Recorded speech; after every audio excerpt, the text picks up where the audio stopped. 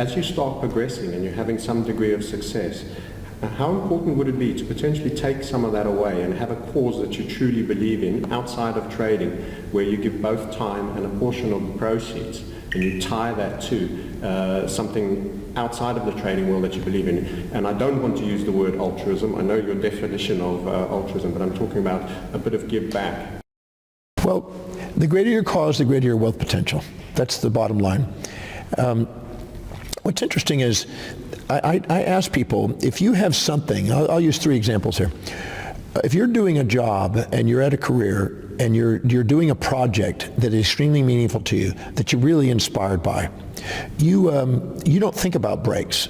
You don't want it to stop. You don't want to go and get away from it. You want to keep working on it. And the day goes by really quick and you don't think about time at all. You're just engaged in it. And if you do take a break, it's quickly to get to eat to get back to work.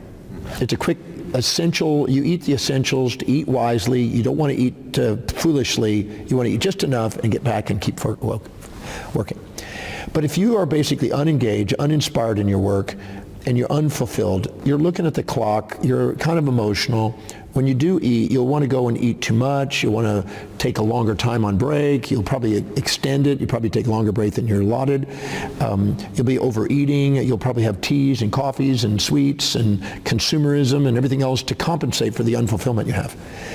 You have less governance over yourself and your diet and your lifestyle when you're not meaningfully doing something.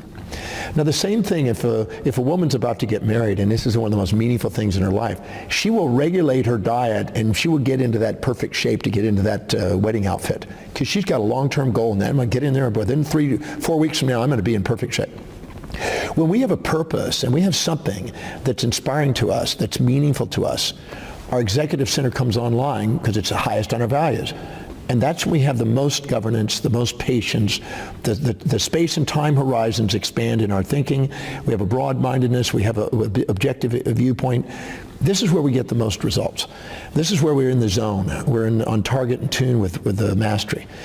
And I would say that when you're living by your highest values and you're filling day with high priority things, you go towards mastery. And when you don't, you go towards victim of history. You become a victim of the markets on the outside. You blame things on the outside. Look for magic bullets on the outside. So it's so important to have something that's so meaningful and a cause bigger than your life, something that you want to do that's beyond your own life. We go around in theology saying we're immortal souls, but very few people set immortal goals. But I really believe that those that set immortal goals and they're real visionaries, they're the ones that are the most stable, and they're the ones that accomplish the most. And we think of people like Elon Musk, we think of someone like Richard Branson that's going out there in astronomical visions, and they're getting enormous things done. So I always say, give yourself permission to do something extraordinary within your life and beyond your life for the sake of building your wealth for things that you want to take command over that makes a difference in the world. If you do, you'll be self-governed because you want to do it for that cause. If you have a cause that's just you, you're not going to go as far as if it's big as family. You'll even go farther if it's a big from the community. You'll even go farther if it's something for the state or the nation or the world. So the bigger the vision, the more stable you are, and the more you'll stay focused on it to get it, because you got more accountabilities. And if you don't give yourself accountable, you end up not being the master of what you want. But by giving yourself accountability and bigger accountabilities, you become more powerful. That's incredible. So it's almost, I've mentioned before that going on the trading program is like personal development, because you don't come out the same the other side if you're to be successful. And I think in essence what you've tied in there is not only longevity, happiness, health, overall performance generally, feeling of well-being. If you are tied sufficient, if you align correctly, you have real reasons for wanting to achieve that which you are doing. Trading can actually just be the mechanism whereby that's attained. It doesn't matter. Some people, as you said, of Richard Branson are massive entrepreneurs, but you will actually manifest to a far higher level, and it must transcend that which is just self-serving in yourself. Is that a fair sort of synopsis? You summarized it perfectly.